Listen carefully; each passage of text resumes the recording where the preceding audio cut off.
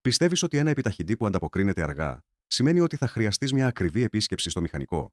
Σκέψου το ξανά. Σε αυτό το βίντεο θα σε καθοδηγήσω μέσα από 3 απλές μεθόδους για να επαναφέρεις τον αισθητήρα θέσης της πεταλούδας του επιταχυντή.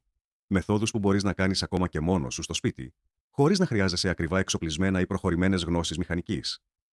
Κάθε μέθοδος έχει την ιδανική της χρήση, διασφαλίζοντας ότι θα εφαρμόσεις τη σωστή λύση για την πεταλούδα ή το μοντέλο του οχήματός σου. Ξέρω ότι πολλοί από εσάς έχετε αντιμετωπίσει τέτοιου είδους προβλήματα και έχετε πληρώσει μεγάλα ποσά σε συνεργεία για κάτι που μπορούσατε να επιλύσετε μόνοι σας σε λίγα λεπτά.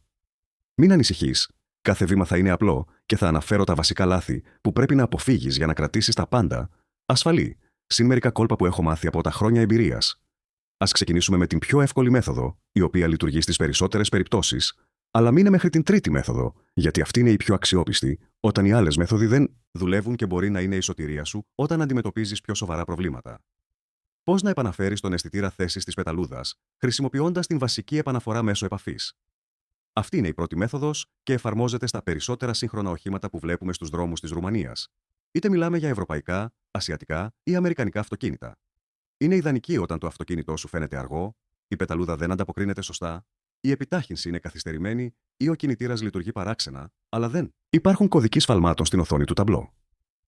Αυτή η μέθοδος λειτουργεί εξαιρετικά και για περιπτώσεις όπου έχεις παρατηρήσει αυξημένη κατανάλωση καυσίμου χωρίς φανερό λόγο. Ας μπούμε κατευθείαν στο θέμα και να δούμε ακριβώς τι πρέπει να κάνεις. Πρώτα, βεβαιώσου ότι το αυτοκίνητο είναι τελείως σταματημένο και παρκαρισμένο με ασφάλεια σε μια επίπεδη επιφάνεια. Είναι σημαντικό να έχεις το χειρόφρενο τραβηγμένο και να βρίσκεσαι σκασλέκ ή να είσαι σε καλά αεριζόμενο χώρο αν είσαι με σε γκαράζ. Απλώς βγάλε το κλειδί από την επαφή και χαλάρωσε για μια στιγμή, δεν υπάρχει βιασύνη εδώ. Θα τα πάρουμε όλα βήμα προς βήμα, γιατί η βιασύνη χαλάει την δουλειά, όπως λέμε. Πάρε μια βαθιά ανάσα και προετοιμάσου ψυχικά για τα επόμενα βήματα. Τώρα, βάλε το κλειδί ξανά στην επαφή, αλλά μην εκκινήσεις τον κινητήρα ακόμα, μόνο γύρισε το στην θέση της επαφής, εκείνη που ανάβουν τα φώτα στο ταμπλό, αλλά ο κινητήρας παραμένει σβηστός. Θα δεις όλα αυτά τα φώτα προειδοποίησης να αναβοσβήνουν, από το ABS μέχρι το αερόσακο και το check engine, αλλά μην ανησυχείς, είναι απόλυτα φυσιολογικό να ανάψουν όλα όταν ξεκινάς την επαφή χωρίς να εκκινήσεις τον κινητήρα. Τώρα μετακινούμαστε στο πεντάλ του επιταχυντή, όπου τα πράγματα γίνονται λίγο πιο τεχνικά και όπου πρέπει να είσαι πολύ προσεκτικός με το χρόνο. Πάτησε αργά το πεντάλ του επιταχυντή προς τα κάτω, μετρώντας στο μυαλό σου ή χρησιμοποιώντας το χρονόμετρο από το τηλέφωνο, θα πρέπει να πάρει περίπου 4 δευτερόλεπτα για να φτάσει εντελώς στο πάτωμα. Μην το χτυπήσεις απότομα, δεν λειτουργεί έτσι, πρέπει να είναι μια ομαλή και ελεγχόμενη κίνηση.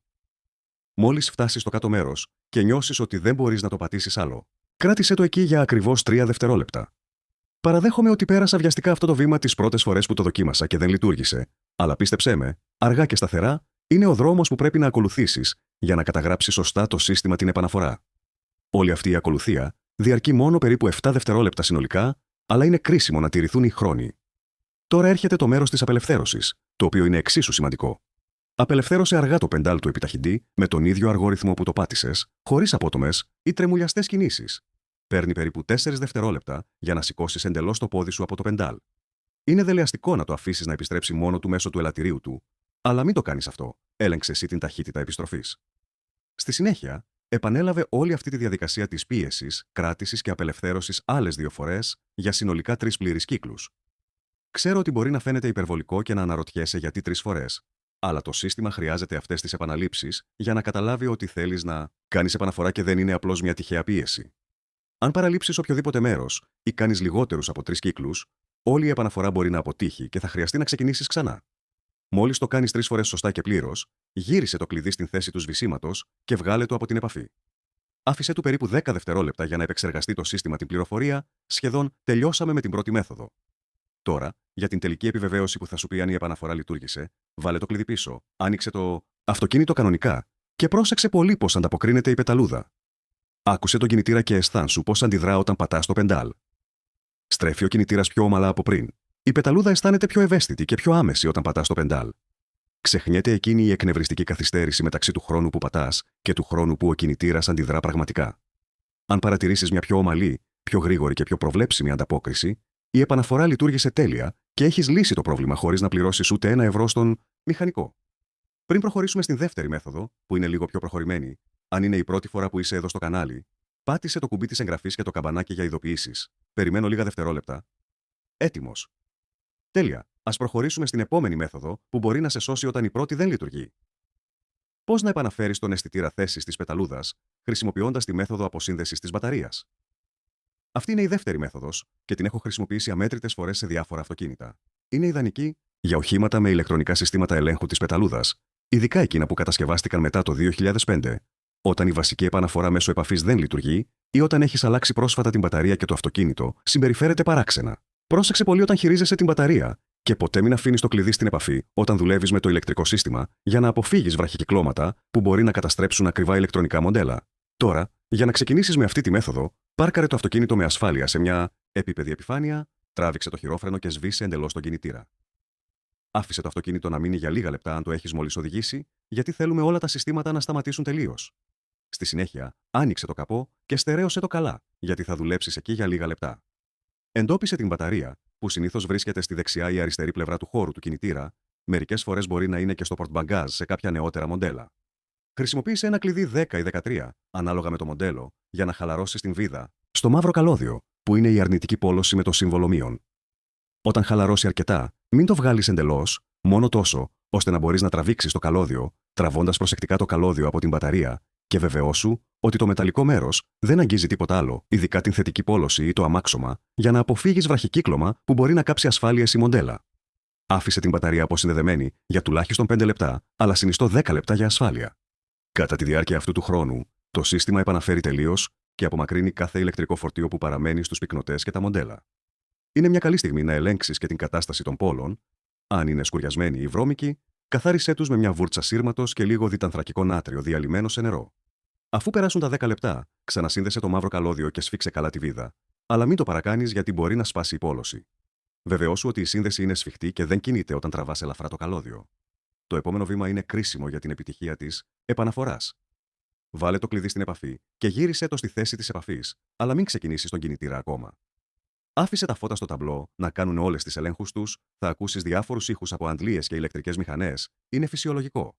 Περίμενε τουλάχιστον 30 δευτερόλεπτα σε αυτή τη θέση για να επικοινωνήσουν όλα τα μοντέλα μεταξύ τους και να ξανακαλιμπραριστούν. Τώρα, ξεκίνα το αυτοκίνητο και άφησέ το να δουλέψει σε ρελαντί για 10 έως 15 λεπτά, χωρίς να αγγίξεις καθόλου το πεντάλ του επιταχυντή. Ξέρω ότι είναι δελεαστικό να πατήσεις το πεντάλ για να δεις αν δουλεύει, αλλά η υπομονή είναι το κλειδί εδώ.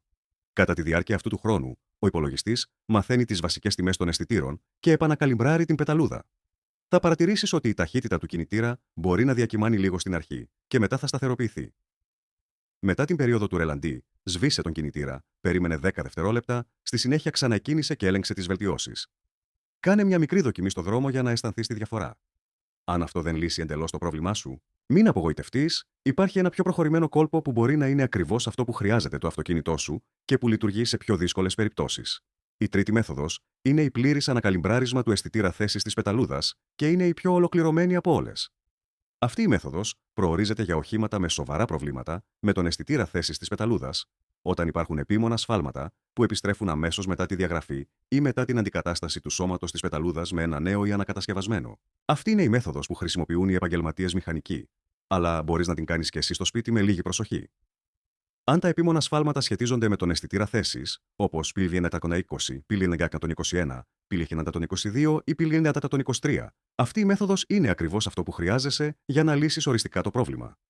Αλλά πριν ξεκινήσεις, αν δεν είσαι σίγουρος αν ο αισθητήρας σου είναι σοβαρά κατεστραμμένος ή απλά απορριθμισμένος, μην περάσεις απευθείας σε αυτή τη μέθοδο. Δες το βίντεο ή την περιγραφή για να καταλάβεις καλύτερα όλα τα σημάδια ενός ελαττωματικού αισθητήρα. Γνωρίζοντας τα σημάδια όπως κομμένη επιτάχυνση, ασταθής ταχύτητα στο ρελαντί ή υπερβολική κατανάλωση καυσίμου, θα εξοικονομήσεις χρόνο και θα σε βοηθήσει να αποφασίσεις αν αυτή η προχωρημένη λύση είναι πραγματικά απαραίτητη για την περίπτωσή σου. Για να ξεκινήσεις αυτή τη διαδικασία, πρώτα βεβαιώσου ότι η μπαταρία του αυτοκινήτου σου είναι σε καλή κατάσταση και έχει τουλάχιστον 12,5 βολτ με τον κινητήρα σβηστό. Γιατί μια αδύναμη μπαταρία μπορεί να προκαλέσει επιπλέον προβλήματα κατά την ανακαλυμπράρισμα. Έλεγξε με ένα πολυμέτρο αν έχεις, ή πήγαινε σε οποιοδήποτε κατάστημα ανταλλακτικών αυτοκινήτων στη Ρουμανία, όπου θα ελέγξουν δωρεάν την μπαταρία. Και ένα γρήγορο κόλπο που έμαθα από έναν έμπειρο μηχανικό. Αν δεν νιώθεις άνετα να αφαιρέσεις τους αισθητήρες ή να δουλέψεις στο χώρο του κινητήρα, είναι καλύτερα να ζητήσεις βοήθεια από έναν φίλο που ξέρει για να αποφύγεις ακριβά λάθη. Τώρα, ας περάσουμε από τη διαδικασία βήμα προς βήμα. Πρώτα και πολύ σημαντικό, σβήσε τον κινητήρα και βεβαιώσου ότι είναι τελείως κρύος. Μην βιάζεσαι με αυτό το βήμα, ένας ζεστός κινητήρας μπορεί να προκαλέσει σοβαρά εγκάβματα και να κάνει τη δουλειά πολύ πιο δύσκολη. Προτιμώ να κάνω αυτή τη διαδικασία το πρωί όταν το αυτοκίνητο έχει μείνει όλη τη νύχτα. Αποσύνδεσε το αρνητικό καλώδιο της μπαταρίας, χρησιμοποιώντας το κατάλληλο κλειδί και περίμενε τουλάχιστον 2 λεπτά για να αδειάσουν όλα τα μοντέλα. Κατά τη διάρκεια αυτού του χρόνου, πάτησε το φρένο μερικές φορές για να απομακρυνθεί οποιοδήποτε υπολειμματικό ρεύμα από το σύστημα. Μετά από αυτό, ξανασύνδεσε το καλώδιο και έσφιξε το καλά. Το επόμενο βήμα είναι το ενδιαφέρον μέρος, όπου το σύστημα μαθαίνει τη νέα θέση. Γύρισε το κλειδί στην επαφή, χωρίς να εκκινήσεις τον κινητήρα. Τώρα έρχεται το κόλπο που δεν γνωρίζουν πολλοί. Στάσου μπροστά από το αυτοκίνητο, άνοιξε το καπό και άκουσε προσεκτικά. Θα ακούσεις έναν ελαφρύ ήχο, σαν να λειτουργεί ένας μικρός ηλεκτρικός κινητήρας, να προέρχεται από το σώμα της πεταλούδας. Αυτό σημαίνει ότι η πεταλούδα μαθαίνει και αποθηκεύει τη μέγιστη και ελάχιστη θέση της.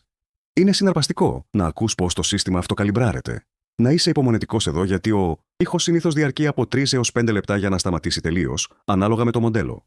Σε κάποια πιο νέα αυτοκίνητα μπορεί να διαρκέσει έως και 7 λεπτά. Μόλις σταματήσει εντελώς ο ήχος και υπάρξει ησυχία στο χώρο του κινητήρα, γύρισε το κλειδί στην θέση του σβησίματος και βγάλε το από την επαφή. Περίμενε άλλα 30 δευτερόλεπτα για να αποθηκεύσει το σύστημα τις νέες τιμές στη μνήμη. Τώρα σχεδόν τελειώσαμε με το δύσκολο μέρος. Άνοιξε τον κινητήρα και άφησε το να δουλέψει σε ρελαντί για τουλάχιστον 10-15 λεπτά για να ολοκληρωθεί η ανακαλυμπράρισμα της πεταλούδας. Κατά τη διάρκεια αυτού του χρόνου, μην πατάς καθόλου το πεντάλ του επιταχυντή και μην ενεργοποιείς μεγάλους ηλεκτρικούς καταναλωτές, όπως ο κλιματισμός ή η θέρμανση του πίσω παραθύρου. Άφησε τον κινητήρα να μάθει ήρεμα. Μην παραλείψεις αυτό το βήμα, γιατί είναι απόλυτα κρίσιμο για το σύστημα να προσαρμοστεί σωστά στις νέες τιμές. Θα παρατηρήσεις ότι η ταχύτητα του κινητήρα θα σταθεροποιηθεί σταδιακά και ο κινητήρας θα αρχίσει να λειτουργεί πιο ομαλά. Τέλος, μετά από τα 15 λεπτά ρελαντί, ήρθε η ώρα για το τελικό τεστ. Οδήγησε το αυτοκίνητο για μια δοκιμή τουλάχιστον 10-15 λεπτών στην πόλη, δοκιμάζοντας διάφορους ρυθμούς στροφών και φορτίου. Επιτάχυνε ομαλά και μετά πιο απότομα, δες πώς ανταποκρίνεται στις προσπεράσεις και πώς συμπεριφέρεται στα φανάρια. Θα πρέπει να νιώσεις σημαντική διαφορά στην απόκριση και στην ηρεμία του κινητήρα. Μετά την επιτυχημένη επαναφορά του αισθητήρα θέσης της πεταλούδας, το επόμενο σημαντικό βήμα για τη διατήρηση της απόδοσης είναι να διατηρείς το σώμα της πεταλούδας καθαρό. Ένας καλός κανόνας που ακολουθώ εγώ και τον προτείνω σε όλους είναι να καθαρίζεις το σώμα της πεταλούδας κάθε 20.000 χιλιόμετρα ή μια φορά το χρόνο, ανάλογα με ποιο έρχεται πρώτα. Αυτό αποτρέπει τη συσσόρευση καταθέσεων που μπορεί να προκαλέσουν παρόμοια προβλήματα στο μέλλον. Αλλά εδώ είναι κάτι πολύ σημαντικό, στο οποίο πρέπει να προσέξεις και που πολλοί το κάνουν λάθος. Ποτέ μην χρησιμοποιείς σπρέι για καρμπυρατέρ, διαλύτη, ακετόνη ή βενζίνη για καθαρισμό. Αυτά μπορεί να καταστρέψουν μόνιμα τις ειδικές επενδύσεις της πεταλούδας και τους ευαίσθητους αισθητήρες. Έχω δει προσωπικά πεταλούδες να καταστρέφονται λόγω χρήσης λανθασμένων προϊόντων.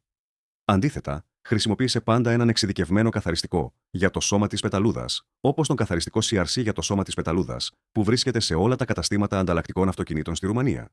Είναι αποτελεσματικός, ευγενικός με τις ειδικές επενδύσεις και τα πλαστικά υλικά και είναι μια δημοφιλής επιλογή για πολλούς ιδιοκτήτες αυτοκινήτων και επαγγελματίες μηχανικούς στη χώρα. Κοστίζει περίπου 25-30 λei και αρκεί για πολλούς καθαρισμούς.